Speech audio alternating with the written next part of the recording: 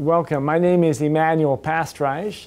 I am here as the director of the Asia Institute, and I want to take a moment today to talk a little bit about the recent developments in North Korea and their implications in a larger geopolitical sense. We have with us today Dr. Wang Seon-taek, who works at YTN, Korea's major news channel, and who is also a senior associate here at the Asia Institute. We'd like to talk today a little bit about a subject of great interest to you and that you've done quite a bit of research on, which is the cycles, the political cycles in North Korea and other countries, and the way in which they relate to each other.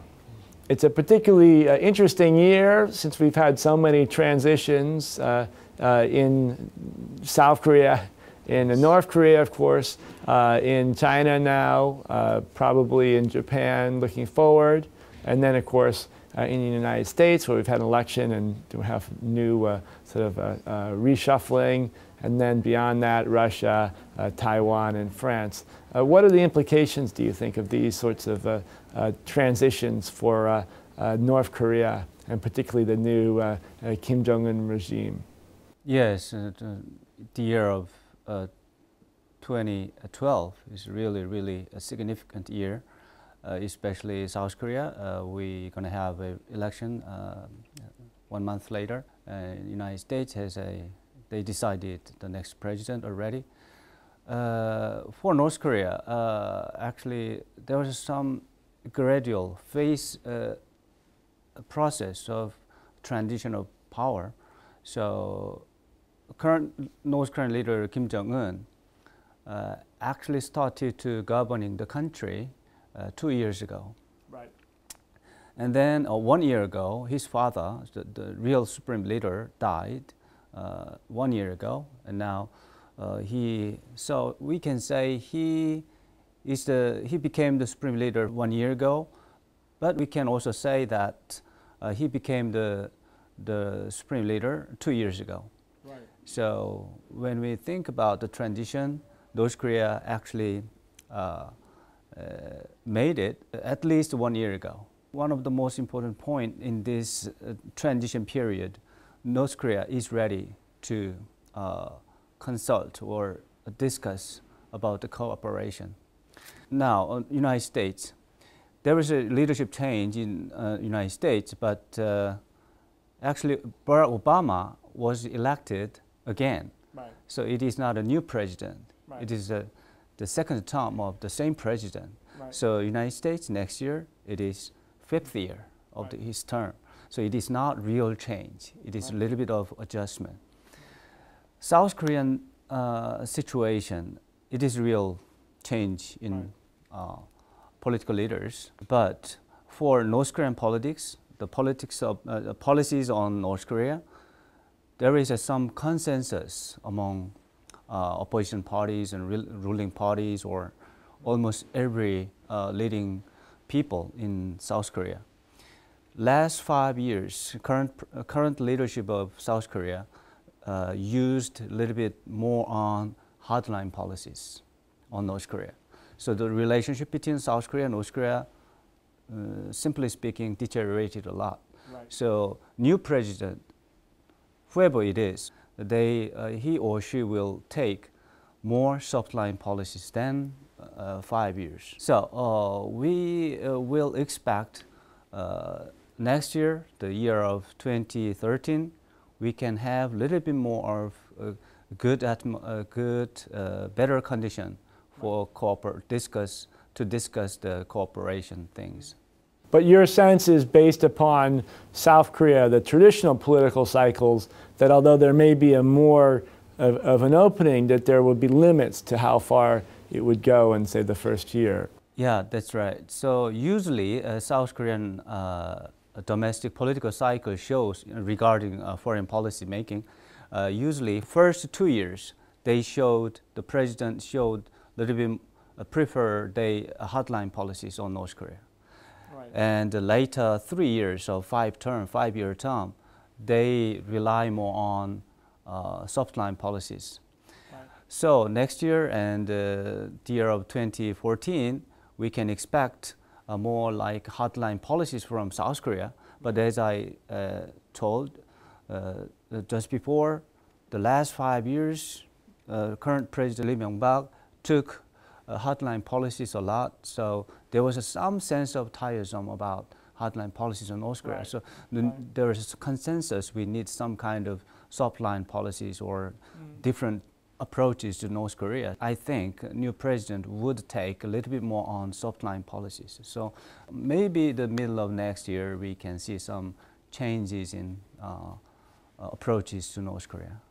And then in the case of, say, the United States with President Obama, obviously it's a continuation, but might there be, for example, say in light of the problems in the Middle East, there might be some incentive to have some sort of a breakthrough, to have something positive in East Asia that they could, say, speak of as an achievement?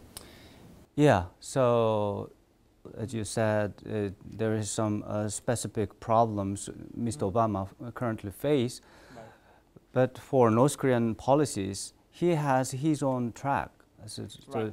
His advisors specialized on North Korea or Northeast Asia, they have their own special missions, right. Special tasks. And actually for North Korea, the Obama administration, 1 year ago or 2 years ago, they started some kind of softline policies. Right. Actually, last February, there was some discussion or compromise between two sides. Mm-hmm. But the compromise, the agreement, February agreement was in some sense broken when North Korea launched a test fire, a long-range rocket. Right. But it was not gone away, I think. It is kind of holding. Right. So maybe Obama administration, the new Secretary of State will come and he or she will examine first how to restore the February agreement. Right. Or they need some brand new approaches. But in my experience, in my opinion, they will try to restore the February agreement first. Considering the actions and reactions between North Korea and the United States this year. And then I guess beyond that, we have, say, transitions in China and of course certain political changes taking place in Japan. How do you think these might even subtly affect North Korea and North Korea's actions? When we think about the North Korean policies on North Korea, the degree of importance of Japan is not that big deal. Right. Especially nowadays, recently, Japan was not participated in Korean Peninsula matters a lot. And if Japan want to intervene or get in the discussion among Korean Peninsula things, the relationship between South Korea and Japan should be good. Right. And the relationship between Korea, Japan, the United States, three countries should be fine. But currently, that is not. So the degree of importance of Japan, that is not a big problem nowadays. Right. For China, actually, Xi Jinping, new leader Xi Jinping, became the real leader of China recently, but their transition process started earlier than now. Right. At least 1 year ago, there was a kind of roadmap for the transition, and that roadmap includes almost every policies, including North Korean policies. So I don't see any big changes in Chinese approaches to North Korea. So basically, the North Korean policies from the international perspective, the most important part is the relationship between North Korea and South Korea. And the second important approach is North Korea and the United States. So the North Korea, China, or China, United States, these are the third or fourth factor. Right. But currently, Chinese factor is not, I don't think, is a big factor for current situation. And then I guess finally, the question would be about, say, beyond specific countries or specific administrations, there is a sort of a tendency for greater market integration in East Asia. There's greater trade volume and greater sort of commercial exchange. To what degree do you think going forward North Korea will be increasingly, or maybe not, integrated into that larger sort of market economy? Yes, that is one of the big problem. We have to study, research, or change something. But unfortunately, the economic situation of North Korea is quite bad, and their economy is extremely isolated. Right. Isolation of economic situation means it is not affected a lot from the international community.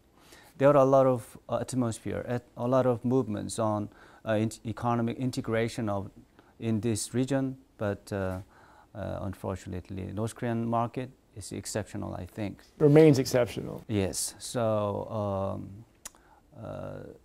we can see a real change or real starting point of new phase should be started with the good relationship between North Korea and the United States. Right.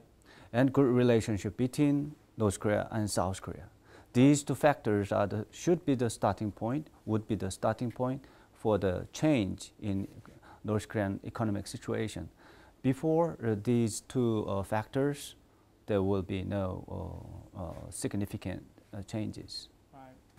Well, I'd like to thank you very much for joining us today, Dr. Wang, and thank everybody for joining us here at the Asia Institute.